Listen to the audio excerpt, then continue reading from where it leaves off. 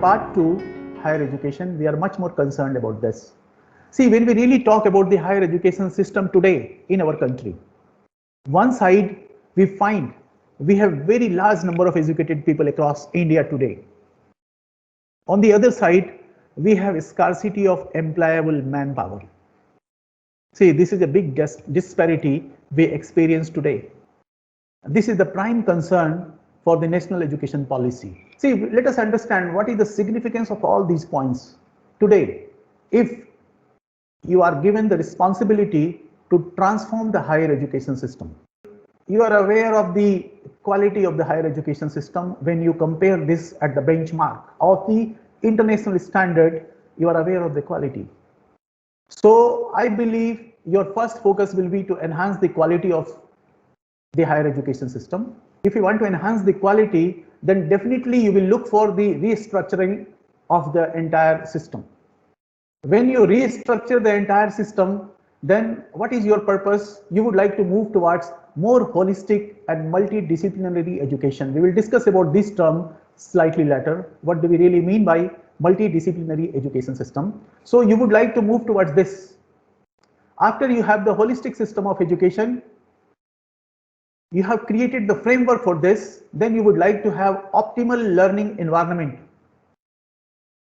And after you have the learning environment, you need capable, energized and motivated faculty members. After you have everything, then you would like to move on to extend this facility to everybody across India. So this talks about the equity and inclusion in higher education system. After we have this, we have the capable faculty members, but you understand teacher education requires on continuous basis. Then whatever teachers are already embedded into the system, you would like to provide them adequate training and education. So vocational education is really required to be enhanced in India and catalyzing quality academic research. And if we have everything in place, what we really need? You need a regulatory system to implement everything. Then you need effective governance and leadership for the higher education. So basically, I would like to say when you go into details of each one of them, because each one of them are going to hold number of sub points, and I will show you what are the various sub points are there under every heading. I would like to say when you really go through the document, when you really go through the points, the sub points and the focus areas under these sub points, I'm sure you will be mesmerized. You will be really surprised with pleasure that okay, such kind of thinking is prevailing in the country, and if we are able to really do something in this direction, India will be transformed tomorrow, there is no doubt. Okay, so we are going to discuss about the higher education system. So we are going to start with point number 9, that is the first point under higher education system. This is quality universities and colleges. Okay, under this quality universities and colleges, under point number 9, we have these many different points. If we want to realize quality universities and colleges, then what are the various sub points, what are the various sections we have to really emphasize such that we should be able to realize the quality universities and colleges? These are those points. Okay, a new and forward-looking vision for India's higher education system. That is what is under this particular point. 9.1 talks of the role of higher, HEI stands for higher education institutions. Under this 9.1.1, 9.1.2 and 9.1.3, there are 3 different things. One is related to developing well-rounded person. See, if we want to use the higher education system, we will understand the roles and responsibilities of this, then we would realize that developing a well-rounded person is the one of the prime responsibility of higher education, and this point discusses about this. Then identified set of skills. So under role of HIGs, we will know the significance. Then we will identify developing well-rounded person is one of the most important significance, most important responsibility of higher educational institutions. Okay, I was saying that flexible system is going to be adopted. We will discuss in more detail related to this later on, but let us understand, even if the system is flexible, even if you have a choice to choose the subjects, any set of subjects, any combination of subjects you can choose, but in spite of that, some set of skills are very much important for this, and this you have to really You cannot really skip that. What are those? We have to discuss under this particular heading. Then prosperous nation. If we want to build a nation, build our nation, our country prosperous, then it is the higher education system that is going to contribute, that will contribute maximum towards this. And after that, we would like to see what are the problems associated with higher educational institutions today. We know it's not performing as we really desire, but what are the various regions that make it to perform substandard? We would like to identify the problems, and then we would like to finally discuss what are the various visions of this particular policy to reform the higher education systems. Okay, said that point, this is the point related to quality universities and colleges. Under these points, these are the various points, sub points you can say. And now what I'm going to do is, I'm not going to discuss each point in isolation, separately. As I've already stated that this will be consuming time more than we really desire we have, and this will not really solve the purpose of having holistic view. So what I will do is, collectively, holistically, from all these points, we are going to discuss certain important points now. Okay, see, higher education, what is the impact of the higher education? See, higher education provides sustainable livelihood, we are aware. See, it helps in personal accomplishment, and moreover, it helps in constructive public engagement.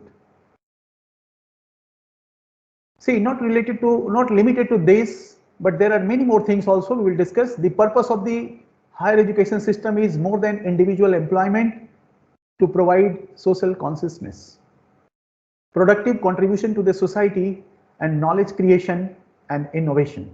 These are the various purposes of higher education system.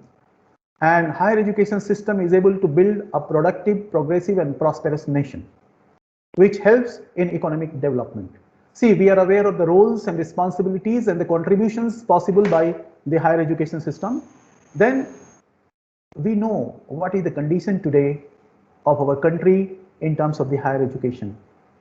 See, if you want to talk about the QS ranking, see, these are not to demotivate ourselves, these are to realize the current fact today, and these are to realize that this is the status today, and we have to move from this to something higher, and for this education policy is there.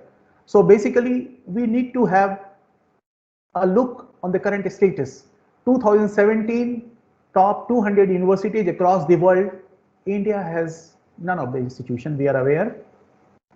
In 2019, in top 100 universities across the world, none from India. And when you talk about top 500 universities, 7 are from India. We are aware of this QS ranking. This is nothing new for all of us. And out of these 7, IIT Mumbai, 162, these are the status, these are the rankings, we are aware. Lastly, Guwahati, IIT Guwahati, 472. So all these, okay, what does it really speak? See, it speaks a lot about the higher education system of our country. See, let me tell you, at the time of the independence in 1947, there were only 27 universities in India, and 2 lakh people were seeking higher education in 1947.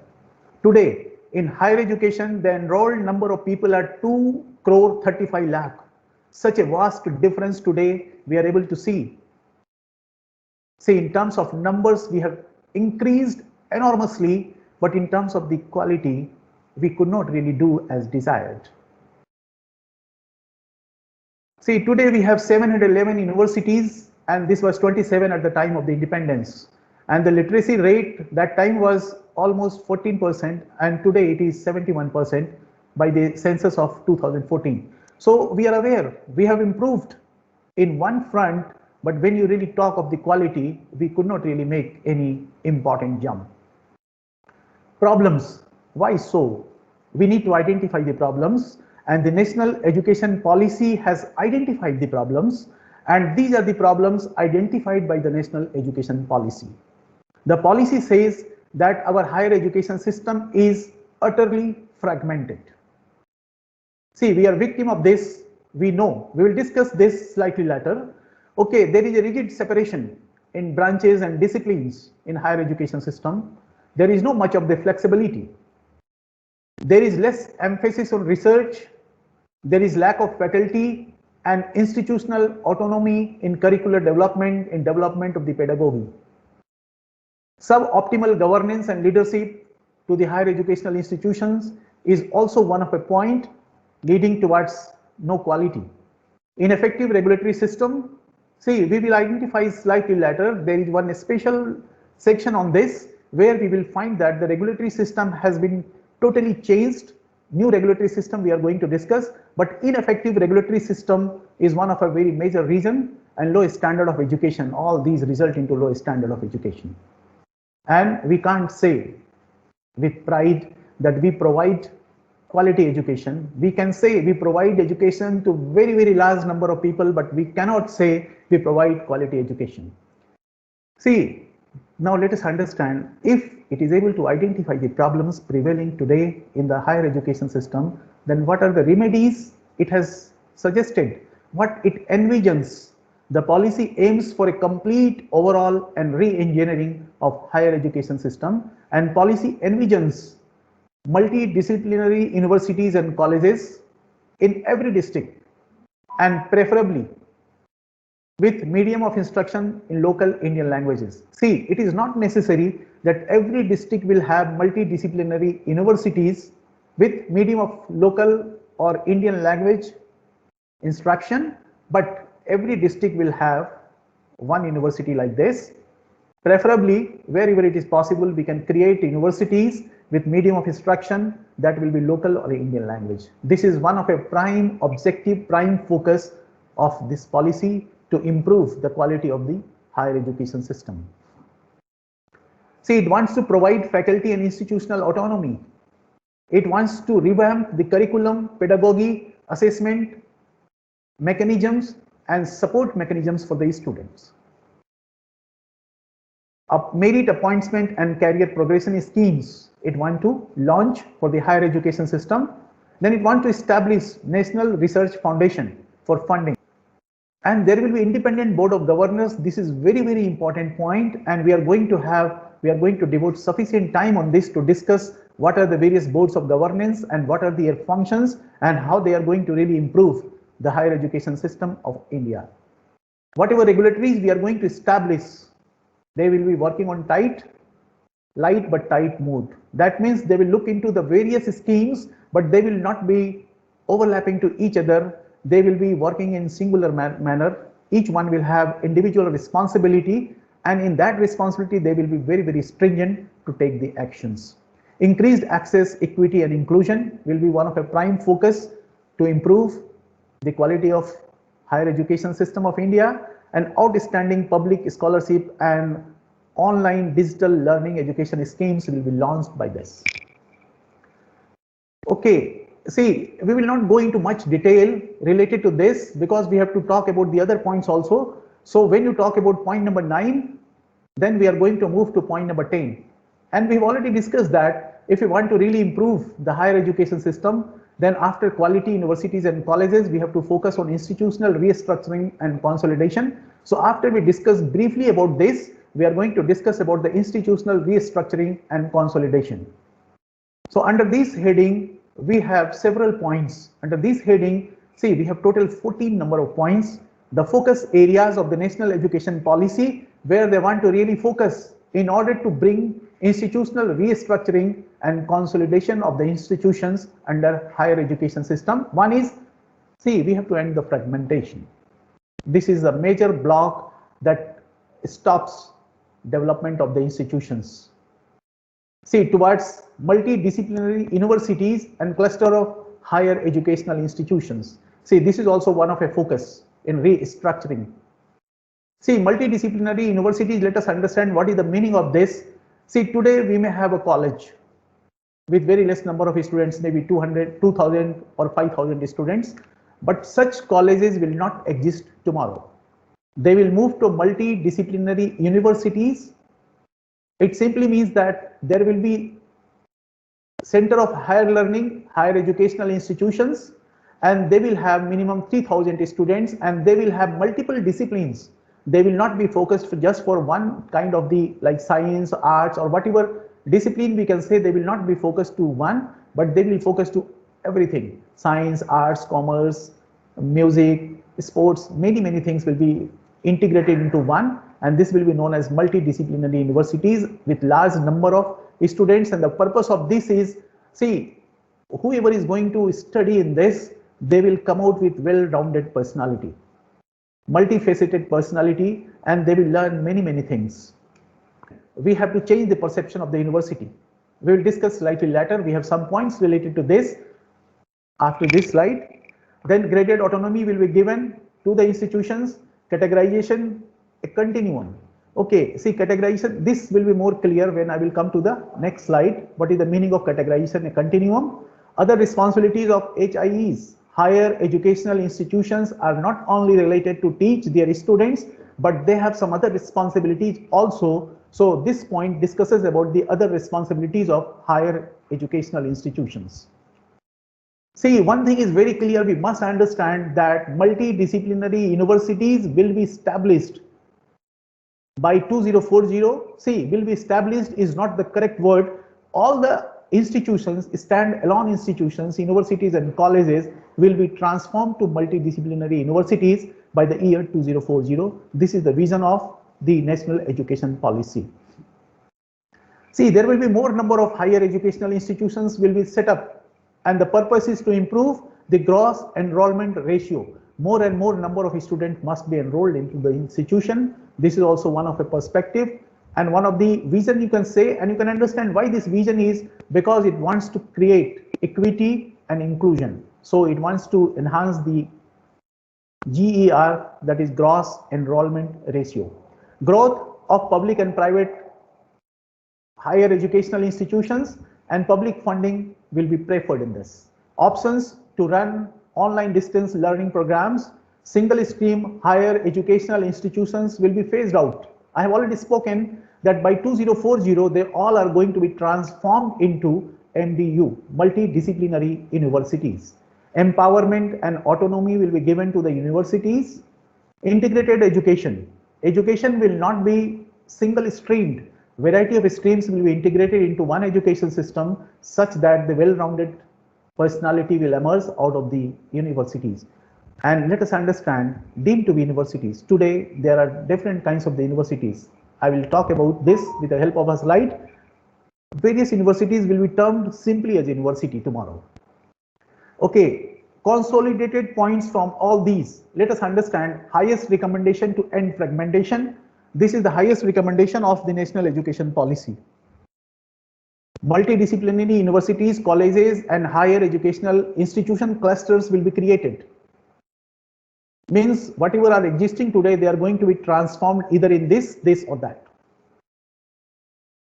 See, when you talk about the universities, universities could be research intensive universities, or universities could be teaching in intensive universities. Research intensive means 50% research and 50% teaching will be carried out in that, and teaching intensive universities means more than 50% teaching will be carried out. Less research and more teaching will be carried out in this. And autonomous degree granting colleges will be merely teaching institutions, but some amount of research can also be carried out in that. So this is the basically various categorization of the universities under this. Now let us understand, these categorizations are not rigid. They are not exclusionary, but they are along a continuum. That means any one of them can be converted into any one of them over a period of time, depending on the kind of progress they make, depending on the kind of vision they set, and depending on the kind of the achievements they show. By 2040, all higher educational institutions shall aim to become multidisciplinary institutions. See, deemed to be universities, affiliating technical universities, and unitary universities, these are the prevailing names today. Variety of universities are under these categories, these names. So tomorrow, all these universities will be named as university only. They will not be individually termed as these. When we talk about the multidisciplinary education system, we are moving towards multidisciplinary institutions. And what will be the aim? Aim will be to develop all human potential. Human potential include intellectual, aesthetic, social, physical, emotional, and moral. All these will be integrated, provided to the students in integrated manner, and this will be the aim of the holistic multidisciplinary institutions. And this will help to create a well-rounded person.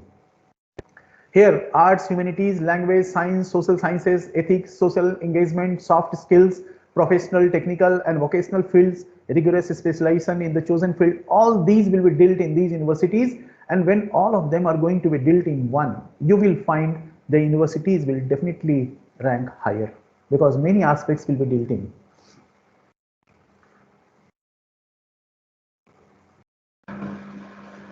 Okay, see, one aspect we need to understand, teacher education is very important aspect.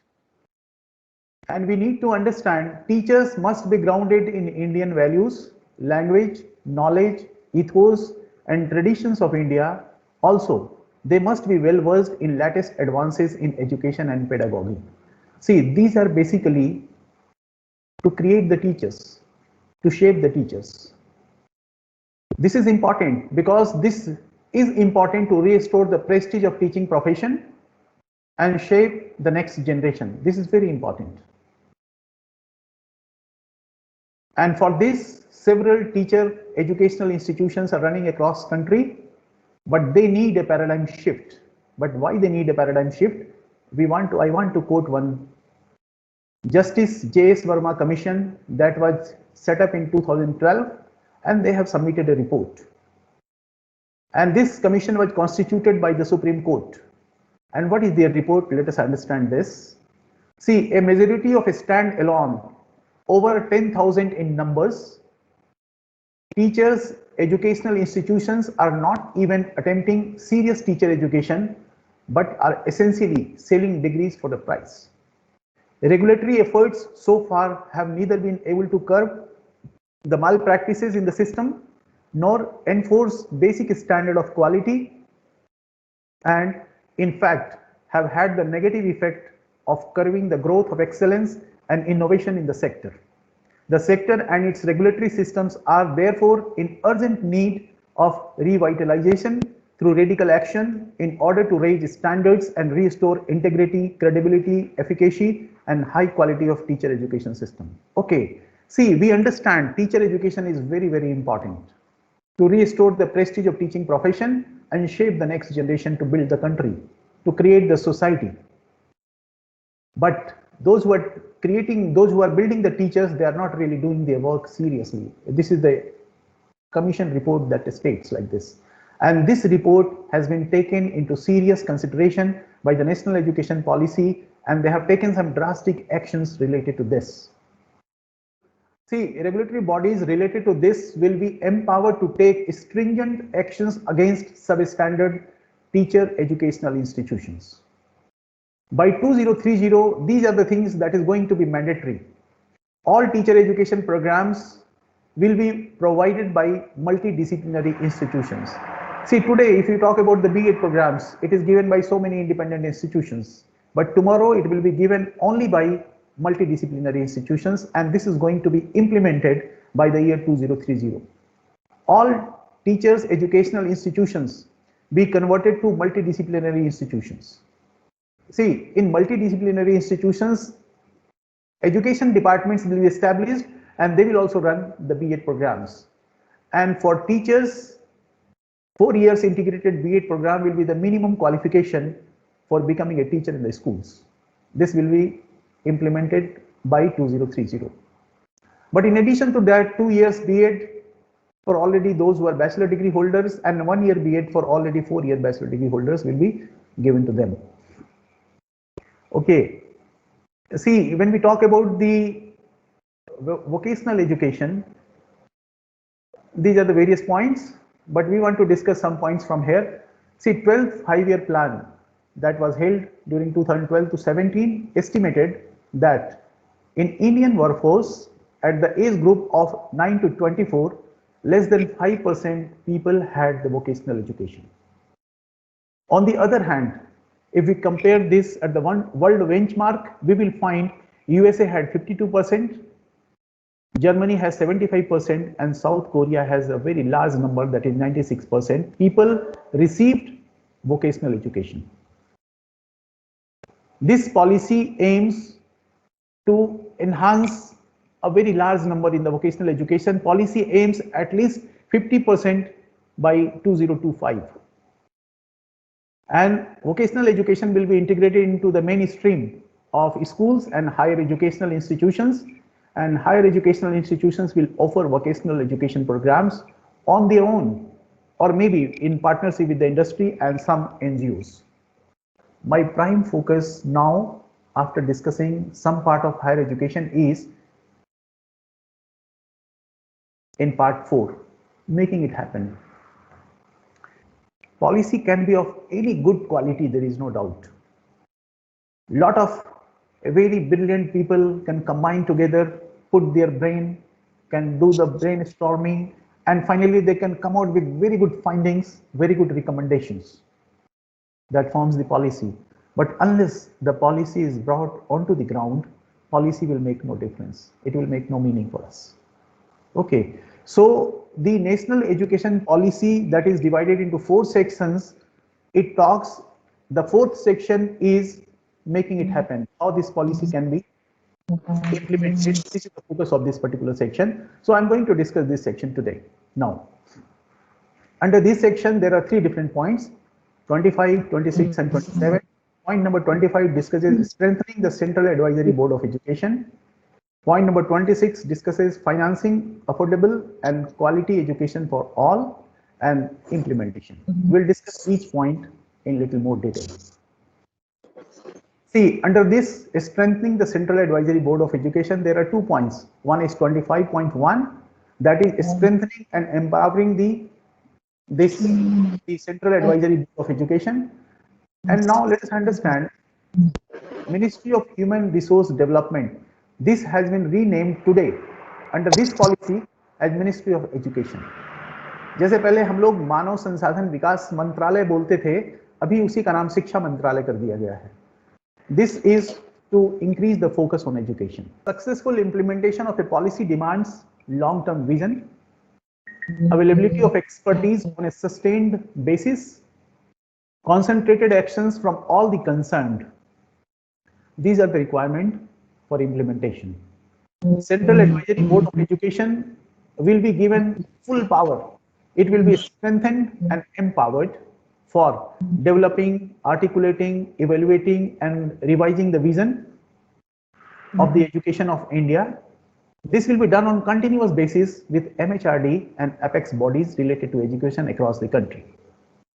So from this, we come to know that these are the requirements for successful implementation. Okay, now we talk about 26, financing affordable and quality education for all, raising educational investment, substantial increase in public investment, financial support to various critical elements, key long-term thrust areas, focus in smooth, timely and appropriate flow of fund, support for private philanthropic activities, light but tight regulations. See, these are under financing. These have been done. Okay, so let us understand some of the points which is important for us to know under these is National Education Policy 2020 is committed to significantly raise educational investment. Okay, it has been recommended many times that 6% of GDP must be invested for the education. So basically 2017-18 it was 4.43, but currently it is in the order of 3 point something like this. Okay, so let me tell you, the investment in education has always been less than this figure. It has never been more than this, whereas always it has been recommended that it should be in the order of 6%. See, let me tell you the reason. We don't really want to discuss the reason, but I would like to say because of the low amount of investment, you can see the poor conditions of the government schools across the India, everywhere. See, schools are running a lot of lack of the infrastructure facilities, lot of lack of various other kinds of the facilities. When you talk about the libraries, the number of libraries in the schools are coming down. When you talk about the playground, you talk about the building, you talk about the basic infrastructure of the schools today across India, you will find it is really of a below optimal standard. See, for financing, some thrust areas have been identified. Universal provisioning of quality, this early childhood care and education. This is one of the thrust area where the investment will be made. Ensuring fundamental literacy and numeracy, this is considered to be most important for going into the ladder of the education for any individual. Appropriate resourcing of school complexes and clusters, the funding will be utilized for this. Food and nutrition of the children, teacher education and career progression development, revamping colleges and universities, cultivating research, use of technology and online education. So basically these will be the various thrust areas where the government has decided, the national education policy has recommended that the government must make the investment in these areas. Promotion and support for private philanthropic activities. Now let us understand, in implementation we want to discuss, there are 3 different points: multiple initiatives and actions, principles to guide implementation, and committees of experts. See, in implementation, effectiveness depends on effective implementation, we know, requires multiple initiatives and actions, concentrated concrete plans by multiple bodies. See, several bodies have been identified to work together in synergy to make it implementable. These bodies are MHRD, CAB, union and state governments, education related ministries, state department of education, boards, NTA, regulatory bodies of school and higher educational institutions, NCRT, SCERTs, school and HIGs. So basically these are the bodies. They have been identified. Implementation will be guided by the following principles. The principles will be like this: spirit and intent, most critical. Whatever the policy says, it must be implemented in its spirit and intent. Initiative and phased manner, prioritization, the items will be completed in sequence. Comprehensiveness in implementation, that is the key. A concurrent subject. See, concurrent subject, I would like to say that this is not only the central government, education is not only the central government subject. This is the state government subject also. So the subject which is related to both of them, the responsibility goes to both of them, is under the category of concurrent subjects. So center and state together will create the policies for implementation. Timely infusion of requisite resources, careful analysis and review. The entire policy will be operational in this particular decade, 30-40, following which another comprehensive review will be undertaken. Okay, see, this is from the policy. How the implementation is possible, can be possible. For this, I would like to quote one statement from Albert Einstein. See, Albert Einstein said that the significant problems we face cannot be solved at the same level of thinking we were at when we created them. We require a deeper level of thinking, a new paradigm to gain effectiveness in solving the problems. I would like to quote, see, what I really want to say, if we want to talk about the implementation, it is the mindset, it is the inner desire of every stakeholder that can create the implementation possible, that can make the implementation possible. And we must understand the Albert Einstein statement. And see, I would like to quote Swami Vivekananda. He wrote in a letter on 20th August 1893, उन्होंने लिखा था, प्रतिज्ञा करो कि अपना जीवन इन 30 करोड़ लोगों के उद्धार कार्य में लगा दोगे, जो दिनों दिन अवनति के गर्त में गिरते जा रहे हैं। यह एक दिन का कार्य नहीं है और रास्ता भी अत्यंत भयंकर कंटकों से आकीर्ण है। कार्य गुरुतर है और हम लोग साधनहीन हैं, तो भी हम अमृत पुत्र और ईश्वर की संतान हैं।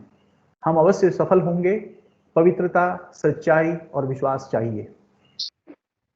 आशा तुम लोगों से है जो विनीत, निराभिमानी और विश्वास पारायण हैं। कोई भी बड़ा काम कठिन परिश्रम के बिना नहीं हुआ। भारत में हमसे बड़े बड़े कार्य संपन्न होंगे। विश्वास करो, क्या तुम जनता की उन्नति कर सकते हो? क्या उनका खोया हुआ व्यक्तित्व बिना उनकी स्वाभाविक आध्यात्मिक दृष्टि को नष्ट किए उन्हें वापस दिला सकते हो? क्या समता, स्वतंत्रता, कार्यकौशल और पौरुष में तुम पाश्चात्यों के भी गुरु बन सकते हो? यह काम करना है और हम सभी से करेंगे ही। तुम सबने इसी के लिए जन्म लिया है। अपने आप पर विश्वास रखो। दृढ़ धारणाएं महत् कार्यों की जननी हैं। हमेशा बढ़ते चलो, वीर युवकों बढ़े चलो। देखिए, मैं कहता हूं कि हमारे अंदर से जब भावना प्रकट नहीं होगी तब तक किसी काम को हम अंजाम कैसे दे सकते हैं। स्वामी विवेकानंद जी के एक पत्र का छोटा सा उदाहरण मैं देना चाहता हूं। 11 जुलाई 1894 को 1894 ही रोट, सिर्फ झूठ से बचो, काम में लग जाओ, उत्साह अग्नि तुम में स्वयं प्रज्वलित हो उठेगी। संगठन की शक्ति का हम में पूर्णतया अभाव है। उनका विकास करना होगा। इसका सबसे बड़ा उपाय है हम में ईर्ष्या ना हो, अपने प्रेम के द्वारा सब पर विजय प्राप्त करो, निरंतर कार्य करते रहो, जीवन क्षण स्थायी है, उसे एक महान उद्देश्य के लिए समर्पित कर दो। देखिए, इनको कोट करने के पीछे मेरा उद्देश्य सिर्फ इतना ही है कि अगर मान लीजिए किसी चीज को हम कार्य रूप में परिणत करना चाहते हैं, किसी चीज का कार्यान्वयन करना चाहते हैं, किसी चीज को इंप्लीमेंट करना चाहते हैं, तो पॉलिसी से नहीं होगा, सिस्टम से नहीं होगा, इंफ्रास्ट्रक्चर से नहीं होगा, लेकिन उस सिस्टम में, उस पॉलिसी में, उस इंफ्रास्ट्रक्चर में जो लोग लगे हुए हैं, अगर उनके मन के अंदर एक परिवर्तन होता है, यदि उनके मन के अंदर एक निष्ठा जगती है, एक विश्वास पैदा होता है, एक जिम्मेवारी का भाव पैदा होता है कि हम उसे करके रहेंगे, तो संभव है कि इम्प्लीमेंटेशन पॉसिबल हो सकता है, कार्यान्वयन पॉसिबल हो सकता है। देखिए, I would like to quote, it is a crime to make smaller goals in life. Abdul Kalam ji ने कहा था, making smaller goals in life is a crime. If you can do much bigger things in life, then why to set your goals smaller ones. एक चीज मैं और coat करना चाहता हूं, महर्षि पतंजलि ने ईसा से 300 साल पहले कहा था, when you are inspired by some great mission in life, your mind transcends all the limitations and your thought breaks all their boundaries. Your consciousness expands in all the directions and you find yourself in a different and incredible world which you might have not even dreamed of. देखिए, इन्होंने कहा था कि यदि आप किसी महान योजना से प्रेरित होते हैं तो आपके सभी विचार सीमा तोड़कर विराट रूप ले लेते हैं और आप अपने आप को एक रोमांचक दुनिया में पाते हैं। देखिए, इन्हीं बातों के साथ I just want to state that I strongly believe in these three statements. Education is the most important activity for individual growth and social development. Value-based quality education is the remedy to resolve all individual and social conflicts. And teacher is the key. We are the teachers. Teacher is the key to quality education and all-round development, which in turn strengthens the nation. I would like to really come to the end of this presentation.